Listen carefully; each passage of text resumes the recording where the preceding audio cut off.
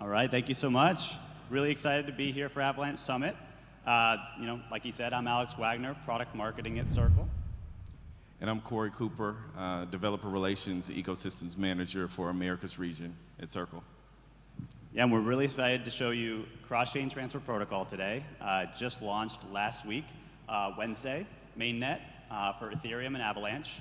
And super pumped, to talk about how it works, a little bit about the partners that have already integrated with cross-chain transfer protocol, and the future of the use cases that we see developers building on top. So first, we're going to talk a little bit about USDC. And when we were designing USDC, we wanted this to be the best digital dollar protocol for the internet. We designed it around 3 core principles: trust, ease of use, and liquidity. And as you guys know, USDC is one of the most trusted stablecoins in the ecosystem. That's because it's fully reserved. It's 100% backed by cash and US treasuries. It's always redeemable for dollars. And you come to Cirlce and you can mint and redeem it 24/7. It's always available. Ease of use. It was really important for us that any business of any type, developers, whether they're new to Web3 or very experienced, can have a really easy way to integrate with USDC. And then liquidity. We know that capital efficiency is paramount, and so we always try to find the best ways to maximize liquidity in every ecosystem. Every trading pool, every lending pool, every trading pair, liquidity, depth of liquidity is the most important thing for the usability of USDC. But we have some major problems because blockchain ecosystems all exist in silos. And the only way to transfer assets between blockchain ecosystems is through lock and mint approaches to bridging. And these lock and mint approaches carry some drawbacks. There's security risks where you have these large honeypots of USDC that begin to grow on the smart contract that's bridging that asset.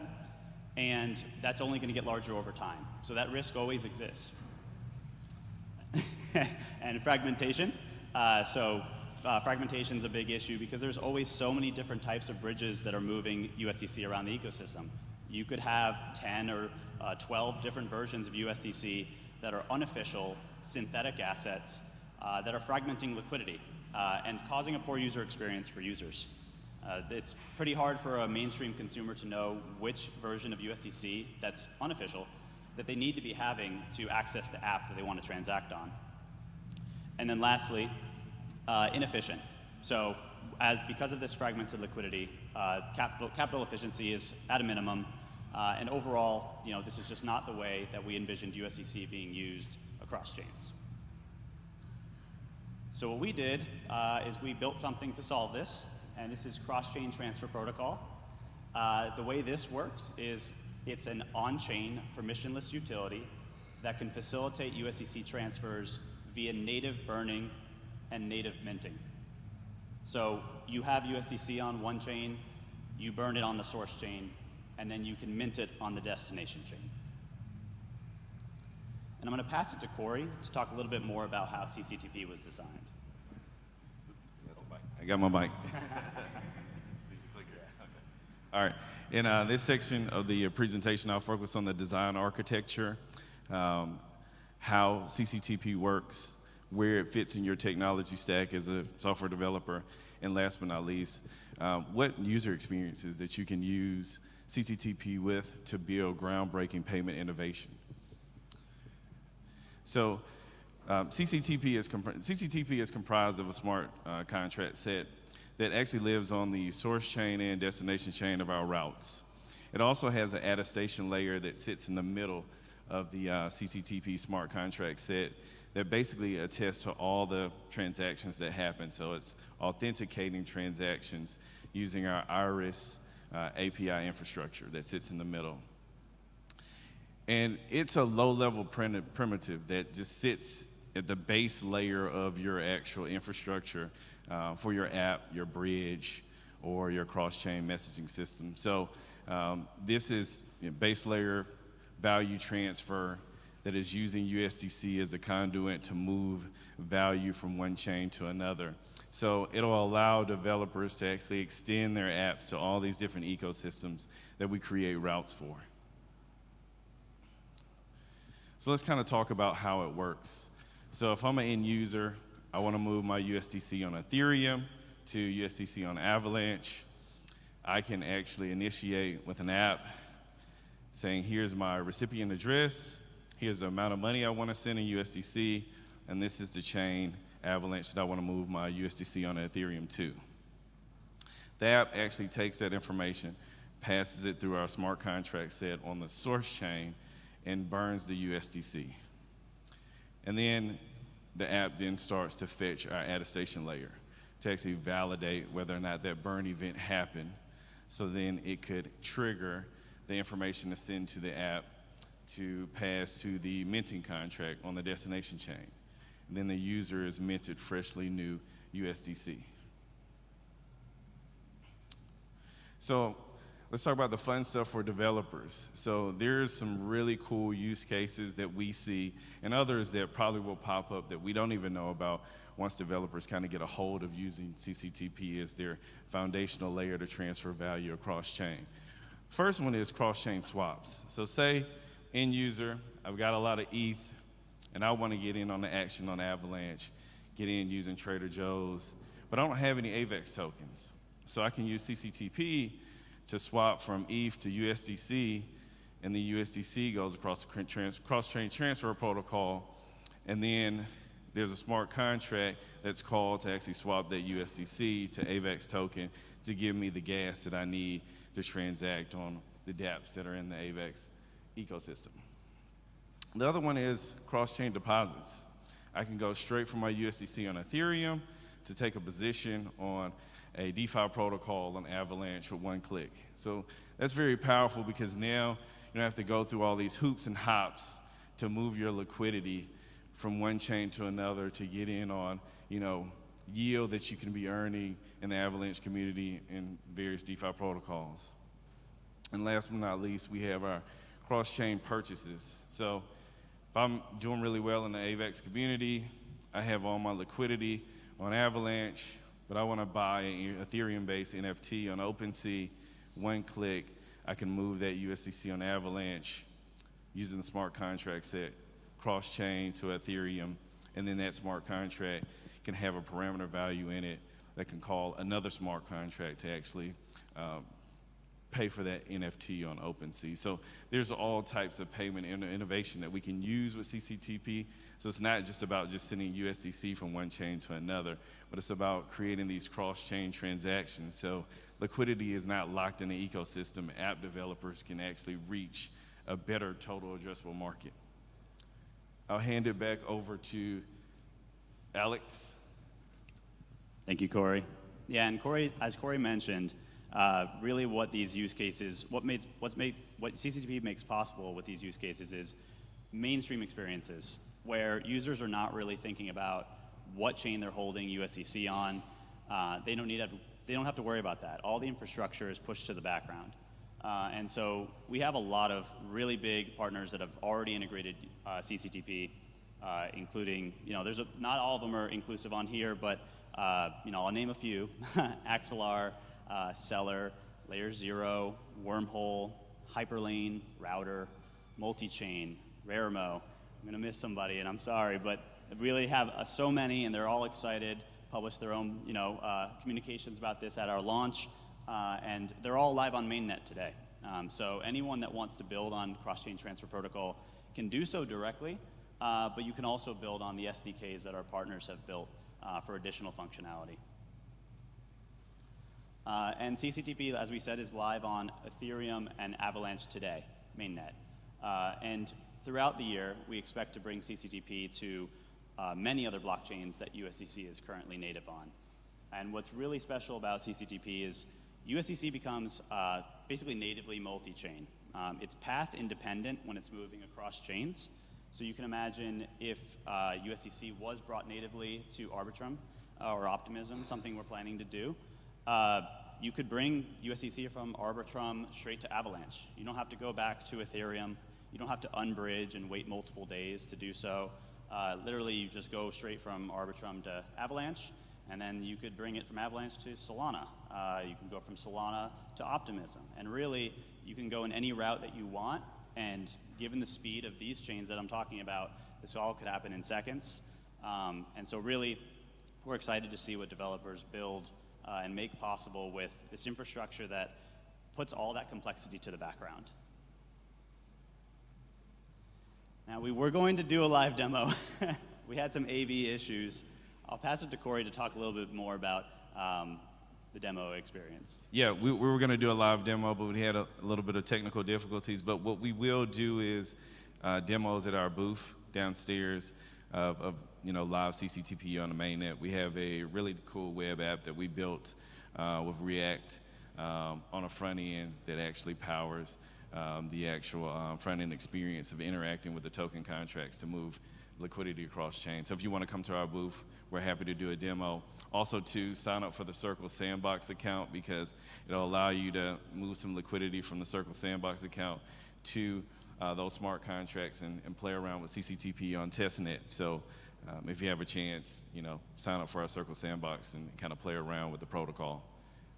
I think we have a QR code you can scan. So this will take you to the documentation for CCTP, and you can look through the documentation, reach out to Alex and then I, and we can help walk you all through that if you have any issues. Yeah, and also, this is our developer documentation, goes straight there. But if you want to, if you're, as an end user, you want to see some implementations of CCTP that some of the partners that I mentioned have built, go to circle.com/CCTP. We have a list of all of our partners there. Again, both the protocols that you can integrate with and their SDKs, but also live bridges and live wallets also. MetaMask in the browser, you can move USDC from Ethereum to Avalanche and back right now in MetaMask in the browser. And we expect other wallets to also integrate. I'm sure some already have, actually, as we're speaking, so super excited to let you guys know about those too. Core, I don't want to make statements for them, but I know that we're working with the Avalanche team, or the Avalabs team, to bring CCTP functionality to Core, so expect that to come soon as well. I think that's it. So thank you. Well, thanks, guys. I think you guys actually have like about 3 to 5 minutes left. Anybody has questions? Or do you guys want to? Yeah, we'll take questions. Yeah. I guess, how do you want, yeah.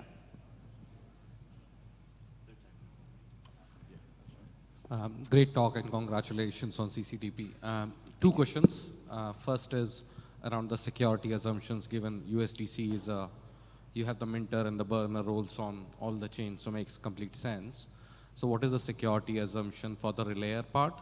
Keen to know about that as you are passing the information between the 2 chains. And second thing is how you are thinking to manage refunds. So if I am buying something on Uniswap, by the time the transaction has gone from this chain to this chain, price has moved.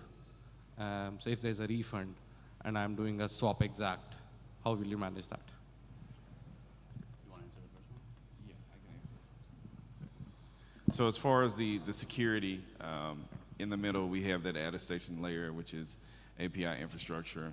And so what happens with our smart contract set on the source chain is there is basically a message hash that's emitted from the contract, and we basically take that message hash, pass it to the API infrastructure to actually validate and with the attestation that this burn activity actually happened on the source chain, and that hash is then passed to the actual message hash is then passed to the actual smart contract on the actual destination chain to actually verify that whoever triggered the initial smart contract with that secured hash is the same person who's kind of minting on the destination chain to actually mint new USDC on the actual destination chain.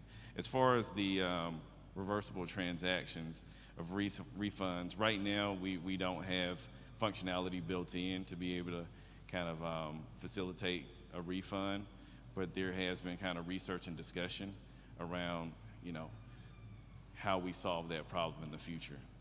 And so there's a lot of research we're kind of putting into that. But great question. All right, we got one more here. Hello. Thank you for this awesome presentation and such a good technology to have. So I have two quick questions. The first is, all of this, the actual, like let's say you have the coin on Ethereum right now, you want to put it on Avalanche, that can be done, the request can be done purely in smart contracts, yes? And then second is that there is still Cirlce is the central mediary that does that on both sides, right? So no Cirlce doesn't get done, correct?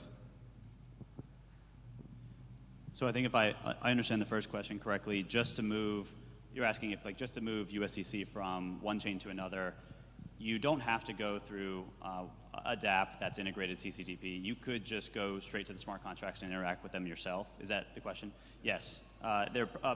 It's permissionless. So it's on chain. You could access it yourself. Basically, as you're a developer yourself, you can do that at any time.